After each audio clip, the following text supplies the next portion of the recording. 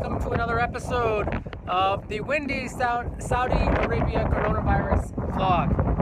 Alright, let's get right into it. I'll try and stand out of the wind. I know sometimes the wind can be kind of noisy in these videos, but that's just how it is if I want to film on the roof. Alright, today is Sunday, March 29th. It's about 5:45 p.m. and let's talk about the news. So today it was released that Saudi Arabia had 96 more cases of the coronavirus, bringing the total in the kingdom to 1,299. Of these cases, 27 were in Riyadh, 23 were in Dammam, 14 were in Medina, 12 were in Jeddah, 7 in Mecca. A bunch of other cities had 1 or 2 or 3, and one more case in my city, in Khamis Mushait, bringing the total in my city up to 4 right now. So I'm not really leaving the house, and I'm just staying home, so I'm not really at risk, but the great people of this city are still out and about sometimes. Most of them are wearing masks though. Let's talk about the news. Oh, and the world total. The world total right now is going up, up, and up. The world is at about 685,000 total cases. This is an increase of, I don't know, 70, 80,000 something from yesterday. So definitely more serious. And now there are also more than 500,000 unresolved cases. I think unresolved means they've taken the test and are waiting on the responses, or people are reported for having symptoms and have not yet been tested. So it's possible right now that worldwide there are more than 1 million cases. I mean, I'm sure there are, but 1 million imminently to be reported in total. And also worth noting that Saudi Arabia has 66 total recoveries from the coronavirus. Today, unfortunately, they had 4 new deaths, bringing the total death count in the kingdom from COVID-19 up to 8. So it just doubled overnight. All right, let's talk about some of the news, the stories, and the rest of the stuff. So I mentioned in a previous video that the American embassy contacted me and let me know that, oh, I just hear a fighter jet somewhere. I don't see it. Oh, there it is. Can you see it?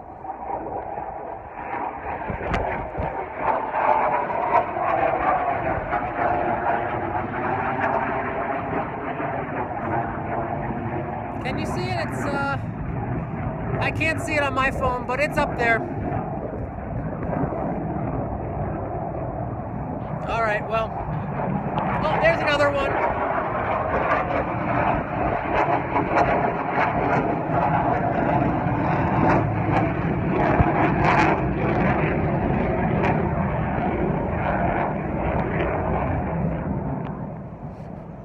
And you guys thought the wind was noisy. Yeah, I mean, it happens when you're living here not too far from the Yemen border. There are patrol flights, or I don't really know what they're doing, but something important, I'm sure. And anytime that I'm trying to trace or track these planes in the sky, because they're going faster than sound, you have to predict, you have to see what direction the sound is coming from. Not look at the source of the sound, but look beyond the source of the sound to find these planes. Yeah, so that happens. We see them every once in a while. You hear them a little bit more often than that. And, well, one of the reasons why there might be more planes flying around today is because last night, at around 11:30, there were some missile interceptions. I think there were 2 missiles over Riyadh that were shot down. I'm not sure where they came from. And some missiles, I'm not sure how many, maybe it was 1, 2, 3 or more missiles were intercepted over Jizan. Now these missiles are launched by the Iran-backed Houthi rebels in the very complicated Yemeni civil war. And I encourage you, if you haven't seen one of these missile interceptions, they're all over YouTube. You can go watch a video of some of these missiles getting shot down. It's quite cool. I've never seen it in person here. In fact, only during the summer last year was there much activity at all in the war. It's been pretty quiet. So maybe as the summer gets a little bit, you know, closer. They said last year or last summer there were several attacks on the Abha airport by missiles. They all stopped before I arrived in the kingdom in September, so I never got to see any of that, and I never made it down to Najran to see some of the missiles being shot down as well. And on a side note, if you're wondering about the potatoes and the onions, they're still there. All right, back to the news. So I was talking to the embassy, or the embassy contacted me along with a bunch of other Americans who have enrolled and registered with the State Department in our presence here. And they said that eventually there would be some repatriation flights to the United States, and it would come without much advance warning, and we'll have to buy our own tickets.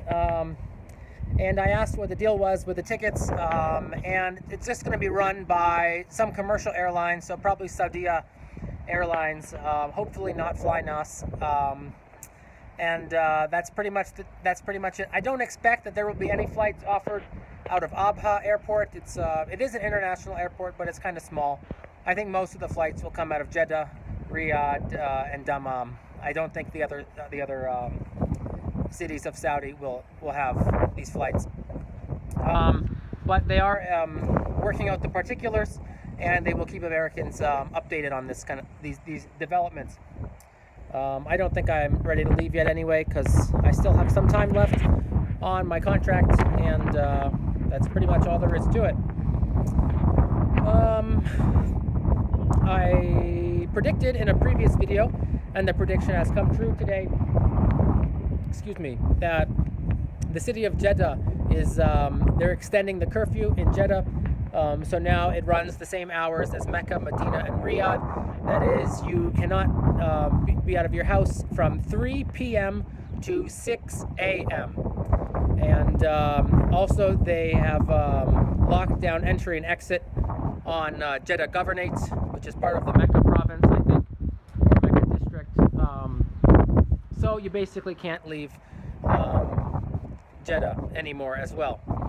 And it was also announced today, I got an email from the embassy again, another email this morning, that said that the travel restrictions on interprovincial travel, on domestic flights, on international flights, on trains, buses, and taxis within the kingdom, not including Karim, but all of the other transportation in the kingdom has been indefinitely postponed, drawn out, whatever. That is to say, the restrictions will continue for the foreseeable future. When they were announced, when the international flights were announced, they said no international flights for 2 weeks. And then when they came out with these other travel restrictions, no buses, no taxis, I think that was 3 weeks. It's hard to remember, but in any case, now it's gone on indefinitely until the coronavirus can be taken under control. So that's pretty much where we're at there. Today, on Sunday, it's worth noting, I guess, that the rest of the world economy seems to be tumbling down. But after these new measures of indefinitely continuing the travel restrictions were announced, Saudi and the UAE stock markets went up. Saudi went up 0.8%, and the United Arab Emirates stock market went up. My hair is just crazy right now. And if I point my face into the wind to get rid of the hair blowing in my face, then it's windier and more noisy for the video. So anyway, I'm just going to end it here with a quick rundown of the countries in the Middle East and the total number of coronavirus cases in each of them, at least confirmed cases.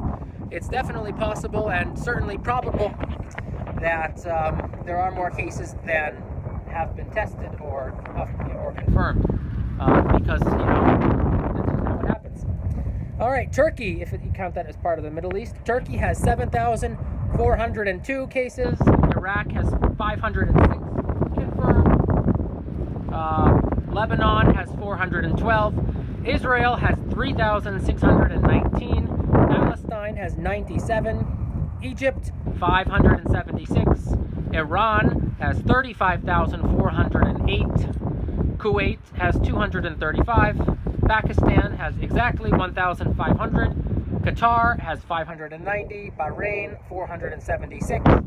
Oman, 152. The United Arab Emirates, 468. And I mentioned Saudi has now 1,299. And if you're wondering about the United States, my home country is now the hardest hit nation by coronavirus. America has over 124,000 cases.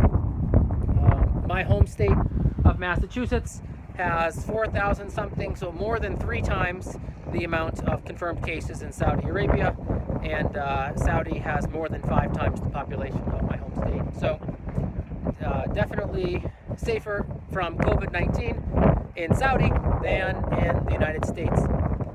So thanks for watching this video, guys. If you have any comments, any questions that you want me to answer, please let me know in the comments below, and I'll answer them in the comments or in the next video, inshallah. So thanks for watching, guys. Like, subscribe, and all the rest. Stay home. Don't break curfew. Get some sleep.